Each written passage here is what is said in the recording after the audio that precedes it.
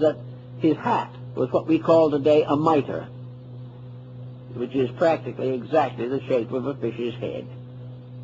And this man who came out of the sea had scales. Now, scales could very well represent armor. He carried symbols with him, and he was a good man. And he came to these people, and he taught them. He gave them a written language.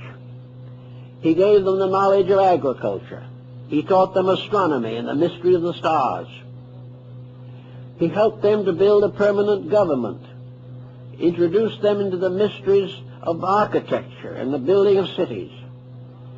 And he also taught them the mysteries of heaven and the ways of the gods, and taught them to live in obedience. And he told them that in due time he would return. And then he went back to the sea, promising to come back one of these days, sometime in the future. And he walked out into the sea and disappeared. Now this seems to me to be a veiled story, could be a veiled story, of an Atlantean traveler, a missionary perhaps, who came to these people very much as the Chaldeans coming along the coast of Brittany and France gave them the beginnings of the culture of the Druids. This one who came out of the sea, he dressed in armor, probably came on a ship, which came over the horizon and was regarded as evidence that he came out of the sea. The most important thing, I think, in this legend is that he promised to return. So they waited. And they kept his laws and they kept his rules for years, but he never came back. Now, on the opposite side of the world, something else was happening. The people of Central America were living in a very primitive state. Some of them were cannibals. They had no homes except rude huts. They had no instruments except cut from stone. They did not know how to cook their food. They had no written language and no way of recording their history, no knowledge of any of these things. And while they lived in this primitive condition, a strange thing happened. An old man came to them, riding on the back of serpents. And he came to the shore, and he was welcomed by them, these peoples. And his name is preserved in the three great languages of the central culture of the period and time and place. To the Aztecs, he was Kukulkan. To the ones who lived around Palenque, he was Wotan. And to the Mayas, he was Quetzalcoatl, the feathered serpent. And this man came from the sea with a bonnet of wonderful plumes, almost like wings. And on his breast he carried a cross. He came to them, and they received him with regard and esteem. And he taught them all the things that Bernays had taught the Chaldeans. He helped them to establish a permanent way of life. He gave them the beginnings of a written language, the only written language in the Western Hemisphere. He gave them good government. And then he said, now I go away. But keep the rules that I have given you. And in due time, I will return and claim the empire. But in the meantime, obey the principles I have taught. And these principles were of very high quality morally and ethically. Then this being went to the shores of the sea. And as he stood there, he said to the people that had assembled that a very bad power was coming to them. Tezcatlipoca, the god of war, was going to come from the south to destroy their empire. They should be true, however. They should keep the rules, and then he would return. Then there are two accounts of what happened to him. One that he called to the sea, and the raft of serpents returned. The raft of serpents could well have been a ship, with the very animal heads and so forth that were graved and written or painted or carved on the heads of ships. The other explanation is that he was transfigured and rose to become immortalized and deified in the planet Venus. He said, I will come back, but he never came. And when the Spaniards arrived, many centuries later, and their ships were anchored, the Aztec Emperor Montezuma took the plumes on the crowns, took all the symbols of regality, and sent them by ambassador to Cortes, saying that he was Quetzalcoatl returned, and that therefore he was returning the kingdom which his people had kept trustworthy for ages. These stories are interesting. There's nothing you can do but remember these strange stories. The same story exists in China. In China, the world's reformation, the restoration of humanity, was the result of a mysterious being who came out of a fish's mouth and, rising out of the sea, taught them the secrets of life. In India, Vishnu, in his first incarnation, is born from the fish's mouth. Everywhere the sea was the source of instruction. Something came from the sea. We can't dogmatize what it is, but it is interesting that at a remote period, certainly 8,000 or 10,000 years ago, if not more, doctrines and concepts and beliefs reached all parts of the world and are still reserved and preserved in all the mythologies, legends, and allegories of ancient peoples, and were recognized as the ultimate source of civilization. Now, if these were missionaries, travelers, philanthropists from the Atlantean Empire, they might have wished to come back. They might have said that they would, or that others would follow. And then came the deluge. The center of the great wheel was destroyed. No one could come back. Little by little, these peoples in different areas modified their beliefs. Interracial minglings brought about complications of stories concerning the descent of knowledge.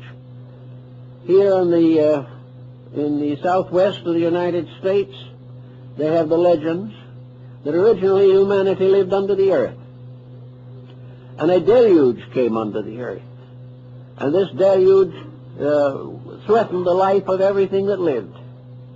So humanity crawled up or climbed up to this upper world upon cornstalks and began to populate the earth, and the point where they came out of the earth is still sacred to the Navajo and the Hopi. Years ago, I had the privilege of bringing to California temporarily as my guest one of the last of the great sand painters of the Navajo, Faustin Claw. A few weeks ago, when I was in Sedona, in Arizona, I mentioned Claw, and everyone knew who he was. One of the greatest men of his time, an Indian, and a remarkable person. At that time, when he was up there, we had just published our large book, and I wanted him to see it. He spoke no English. He had no idea of what the book was about. So I turned to the plate of the Table of Hermes, just in passing along through the book. You'll find it if you have it. And the old Indian stopped right there. It was Chaldean. He didn't know what Chaldean was, never heard of it. But he told me through Askenaswood, his interpreter, long, long ago, my people could read this. American Indian. Every once in a while, something like this happens, and no one knows why. But it all adds up to something that is very unusual and very interesting. I think if we follow all of the traditions that exist, we would summarize the highest terminal aspect of Atlantean culture as a very high culture, with scientific knowledge, with good map making, with many types of industry, arts and sciences, accredited as having the first to domesticate the horse, with hospitals and clinics, and with various types of locomotion. And according to the old stories, the Atlanteans had the secret of flying through the air. We can doubt all these things. We don't know for certain.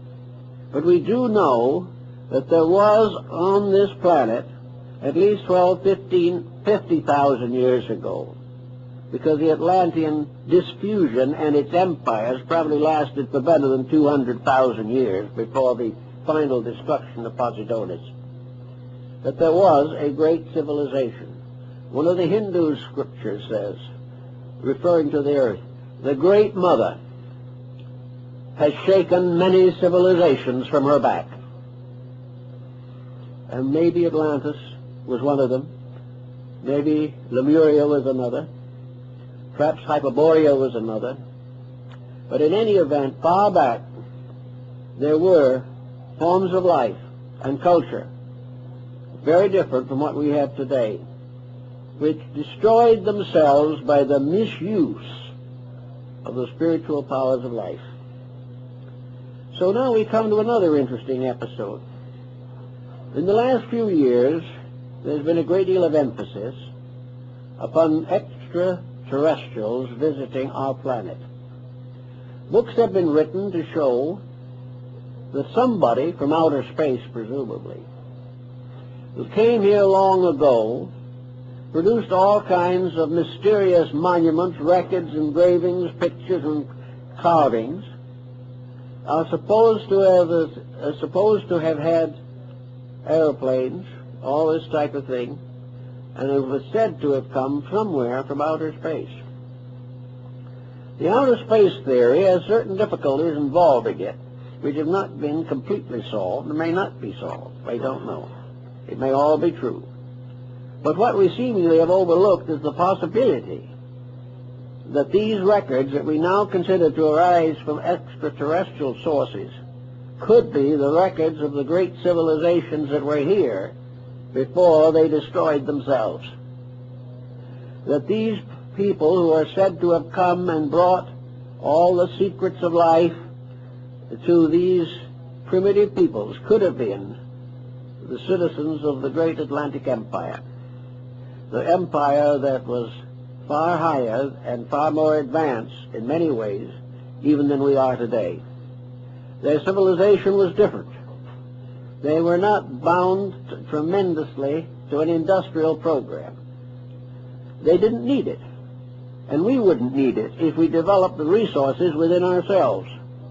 The idea that we have to run the planet the way we're running it now simply means that we do not recognize that within ourselves are the answers to the questions that we now find so difficult.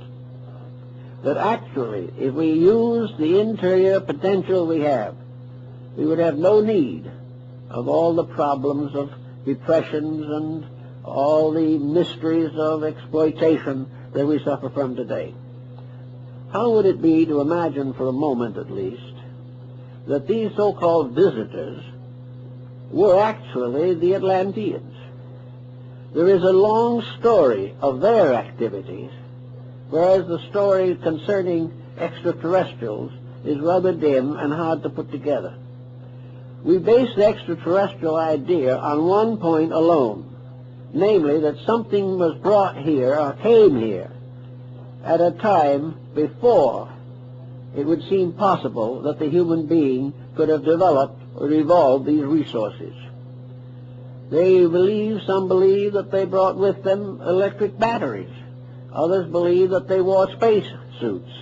Some say they came in space ships. But none of these things really exist to our minds except in the form of paintings and carvings and imageries of one kind or another. The main foundation of our belief is that something happened by which a culture came here or was here prior to our ability to trace its source. If we assume that there was a great source already here, it would simplify a number of matters and make it much easier to account for the travel of these mysterious visitors. Suppose these